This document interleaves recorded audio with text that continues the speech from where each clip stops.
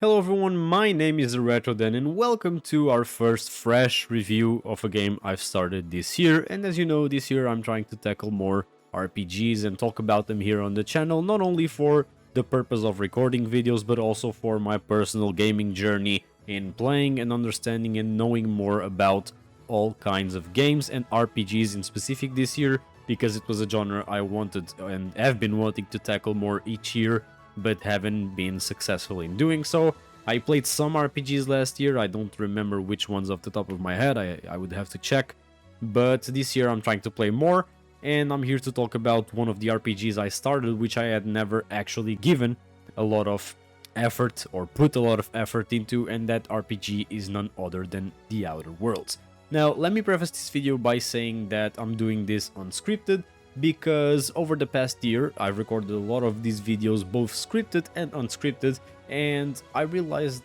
in the end that my unscripted videos come out way better than my scripted ones, because I can just lay out my thoughts on the spot and not write about them, and I think what comes out on the spot is much more relevant than what is written down in an overall perspective, because if I'm saying what's coming to mind, then probably those things will be the most important things I think about the game. Now, The Outer Worlds. Let's talk a little bit about it. This game is a game I've been wanting to play for a long time. I've got it on a Humble Choice monthly that I bought like a couple of years ago, but I never got to play it because that was one of the biggest drawbacks of this game. It was really poorly optimized, and up until recently I had a PC with a Ryzen 7 1700 and an RTX 2060, and my PC couldn't really run the game. Now I'm with a better PC and I really want to play more of these higher end games. Not saying that The Outer Worlds is a really high end game as of now, but it was so poorly optimized that you needed a very good rig to play, and now that I have a somewhat decent to good rig that's more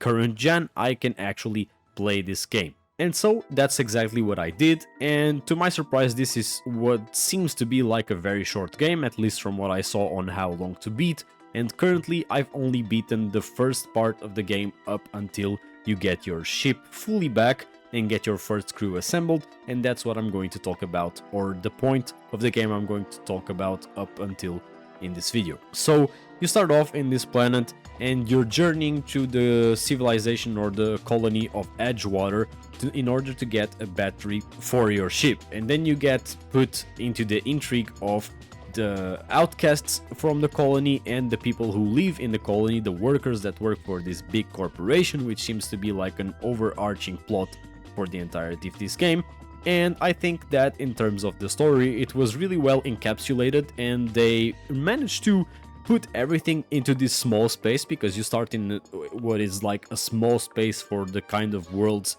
that these games tend to be, especially when we're talking about Obsidian, who made Fallout New Vegas, which a lot of people thought this game was going to be similar to.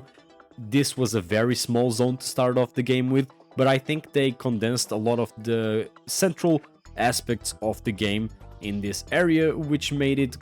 very good for a starting zone to understand what the game was about. Now, I did all the side quests in this beginning area just to get a hold of the game and get more familiarized with the systems, and I really enjoyed the plot of you having to decide if you want to support the outcasts or the colony of workers in order to decide what's best for your character and for the characters that you get to meet along the way, so you can recruit some of them and get some of them as companions and know more about their lives. I really liked how you get involved in all of that, not taking the big picture out of the characters in the colony and that are in the spaces, because there was no point in the story where I felt like my role in this play was bigger than any of the other actors, and I mean NPCs when I'm talking about actors. I enjoyed all of that pretty much. As for first impressions of the story, I'm quite enjoying this, but I am scared when it comes to the duration of the game, seeing as from what I've seen I am only like 5 or 6 hours into the game, and I might be like a third to like a half of the game into it, depending on how much of the side stuff I complete, because this seems to be a very short game, like 13 to 15 hours, so I don't know how they're going to make it like until the end of the game with a cohesive story. When it comes to gameplay, this has your basic character builder in which you can level various types of skills depending on what type of character you want to make. I've been trying to make a character that's more oriented towards handguns and science, so I can get through skill checks that are related to science and stuff like that, and can use like a gunslinger build that's focused on one weapon. You also have this gun mechanic in which you can slow time to hit enemies in critical spots and everything, and that's a cool thing to use with this specific build that I'm using. And I'm not following any guides, I'm just using a build out of my own head that I'm making while I go through the game. But this slowing of time comes with the lore, because somehow you were frozen in space and you being defrosted after like 70 years made you get the ability to move time. But I think it was a cool addition, specifically because I get the feeling that these enemies, for the medium difficulty or normal difficulty that I'm playing in, actually deal a lot of damage. There were points in this beginning area that I pulled a little too many marauders, which is the main enemy for this first zone, and ended up dying and having to retry a specific area of the game. But overall, if you strategize and actually think about the encounters you're approaching, it's pretty fine. Then, when it comes to weapons, it's your basically shooter. You have to shoot weapons, and every weapon has like a type of fire and a type of bullet they shoot. Now, as of now, I have experienced a couple of different weapons and I quite enjoy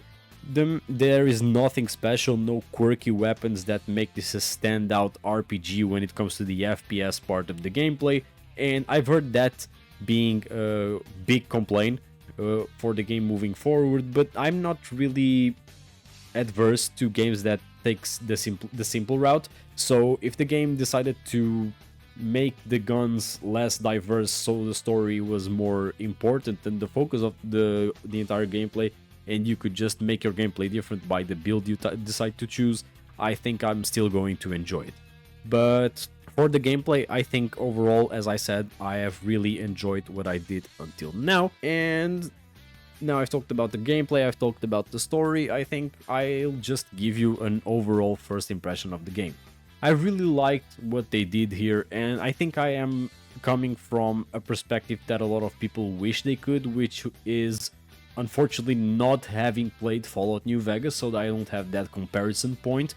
and I can enjoy this game once I beat it, or the more I play it, for its own thing that it's trying to be. Now, I like Obsidian, I think they are a good company. I've heard a lot of good things about them, even though I have not played all their biggest hits, and I'm also planning on playing Avowed this year, which is one I have already talked on the channel, or talked about it on the channel like 2 years ago, and I'm really curious because it seems like it's going to follow up on some of the CRPGs that they've put out already, and I think the gameplay trailers and the story trailers that they showed were really cool. But the other game that they are releasing this year is The Outer Worlds 2, and I think if I'm ever going to be interested in that, it was finally time to take this game out of my backlog, which was one of the main reasons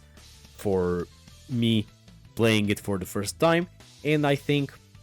I will enjoy it when I finish it, and I'll maybe talk about it a bit later on the channel. Once I do so, maybe I'll fit it into one of the backlog videos, and if I really enjoy it, I'll maybe fit it into one of these standalone types of videos. But yeah, let me hear your thoughts. I'd be very glad if you could share some thoughts about the specific game, because as always, this is one of my favorite things with RPGs, is that everyone has their take on builds, gameplay, story that they can offer to other players, because these games provide a player with a lot of unique experiences that you can then share with other people so they can know more about the game and get more involved or immersed.